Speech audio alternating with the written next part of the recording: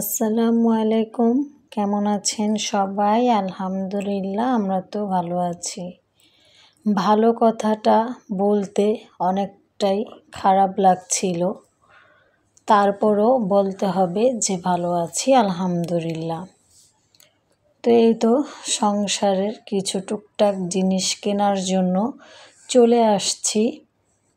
একটা শোরুম বলতে পারেন, দোকান বলতে পারেন। তো সংসারের কি কেনাকাটা করছি সাথে থাকলে আপনারা হয়তো জানতে পারবেন আর পুরো ভিডিওটা দেখলে। তো এইখানে আসার কারণ হচ্ছে অনেক দিন ধরে ভাবছি যে ঘরের এই জিনিসটা লাগবে। ঘরে আগে থেকে জিনিস আছে, থাকার পরও এখন যেহেতু সংসার বড় হচ্ছে, 2 জন থেকে 3 জন হলাম, তো জিনিসপত্র কিন্তু বেশিই লাগে, তার জন্য হচ্ছে কেনা। তো এই তো এখানে কেনা হয়ে গেছে। এখন আমি ভাইয়াকে টাকাটা দিলাম। ভাইয়া দোকানদার ভাই সে গুনে নিচ্ছে। তারপরে হচ্ছে একটা ভ্যান গাড়ি ভাড়া করা হলো। এই ভ্যান গাড়িতে আমার মালামালগুলো ওঠানো হচ্ছে। তো এখানে আবার বায়না করছে আমার মেয়ে তানহামণি, ও নাকি ভ্যান গাড়িতে করে যাবে। তো যেহেতু এটা আমাদের এলাকা আর আমি হচ্ছি এই এলাকার বউ, তো বউ আমার পক্ষে তো ভ্যান গাড়ি দিয়ে যাওয়া সম্ভব না।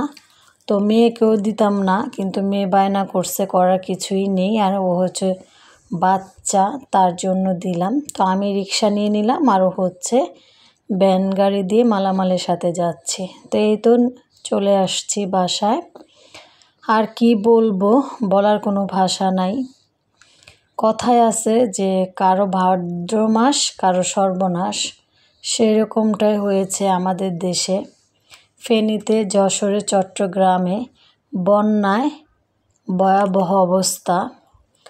তো দেখেন, যারা বন্যাতে ক্ষতিগ্রস্ত হয়েছে তারা কিন্তু আমাদের মতনই অনেক কষ্ট করে দুঃখে সুখের সাথে মিলিয়ে সংসারের টুকটাক জিনিস জুটছিল, কিন্তু সেই সংসার এক নিমিষেই কিন্তু বন্যাতে ভেসে নিয়ে গেল। তো যাই হোক, সংসারের জিনিস গেলে জিনিস আসবে, এটাই স্বাভাবিক। কিন্তু কত মায়ের বুক যে খালি হয়ে গেছে, এটা ভাষায় প্রকাশ করতে পারবো না। যখন